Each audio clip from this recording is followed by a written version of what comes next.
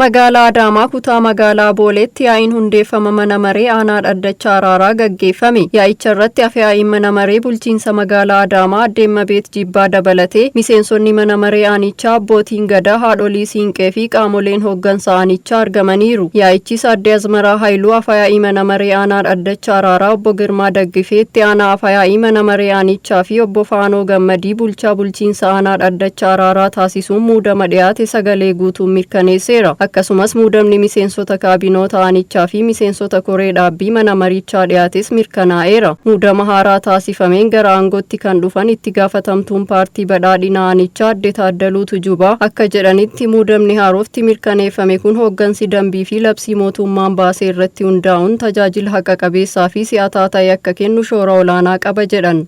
Hundeeffamuun mana maree dhugaa dubbachuudhaaf hawaasni dhaddacha aanaa kana seenaa addaa qaba. Kana keessatti duraan bakkitti tajaajila uummataa argataa ture iddoo kanan turre jechuudha.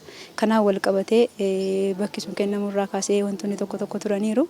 Kanaaf akka ammaa kanatti gaafa teenyee ilaallu hundeeffamuun mana marii kana uummanni bakka itti sagalee isaa kennatu, bakka itti qaama isaa dhaggeeffatu, bakka itti ba'ee yaada isaa ibsatu waan ta'eef baay'ee barbaachisaa fi baay'ee murteessaadha.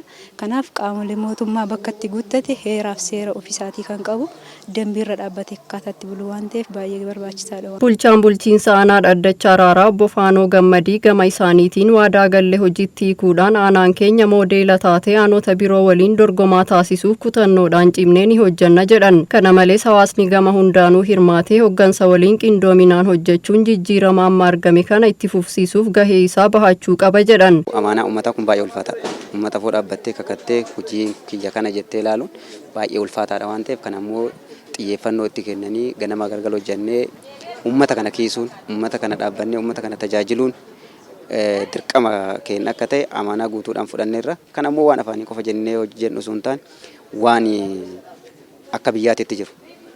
Sa'aatii 24 hojjennee uummata kana tajaajila waan jedhu afaaniin sun ta'an qabatamaadhaan agarsiifne aanaa kana gara fuulduraatti aanota 19 akka magaalaa keenyaatti jiru keessatti aanaa dorgomaa hin goonaa waan jedhu qabannee itti deemaa jira. Uummanni gaheen isaa nu waliin dhaabbatee nu deeggaree bakka nu dogongorre nutti agarsiisee waan gurguddoo jedhame san arfan keessattuu hojiiwwan waloo ka jennu san kan akka buusaa gonofaa waan uummataan hojjetamu, tajaajila lammummaa waan uummataan hojjetamu, mana murtii aadaa waan uummataan hojjetamu, dhimmoota kanneen ammoo uummanni akkuma amma miseensota mana marii irrattis kaafne dhimmoota kanneen xiyyeeffannoodhaan uummanni waliin dhaabbachuu qabaa jedhan uummata waliin illee itti walii galleerra. Saganticha irratti argamuun kallattii kan ka'an afyaa'iin mana marii magaalaa Adaamaa Aadde Imabeet Jibbaa hundeeffamni taasifame kun labsii fi dambii mootummaa irratti hundaa'uun ta'uu ibsuun muudamtoonni imaanaa uummatni isinitti kenne ulfaataa ta'uu hubattanii humnoota waloo fayyadamuun hawaasaaf tajaajila haqa qabeessaa fi si'ataa kennuu qabdu jechuun dhaamaniiru. Hundeeffamuu qofti galma waan hin taaneef imaanaa uummanni keenya nutti kennee fi paartiin keenya jalqabe kana galmaan ga'uudhaan akka mootummaattis hojiiwwan kutaa magaalaa keessattuu Boolee aanaa dhaddacha araaraa keessatti hojjetamaa jiru kana cinaa dhaabbattanii galma akka ga'u imaanaa nutti kenname kun waan salphaa miti.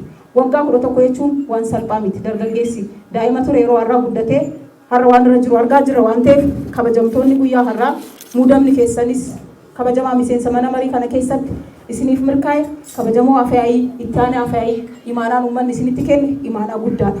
Waa malee miti kubaan kan isin file waggaa 11 hojjetamaa baheera waan ta'eef amma garuu waajjiratti seenamee tajaajila uummataaf nurraa eeggamu qixa hawaasni keenya nu filateen akka raawwannu imaanaa qabnu kana akka baatan jechaa kabajamtoonni koree dhaabbis akkasumas kabajamaa miseensi mana marii guyyaa har'aa sagalee kennitanis imaanaan uummataa nurra jiru kun ulfaataa ta'uu hubattanii keessattuu koree qindeessituu sadarkaa aanaatti hojiiwwan hojjetaa jiru kana cinaa dhaabbattanii hojii isaanis kan waliin goone akka milkeessinu ergaa qabu dabarsaa.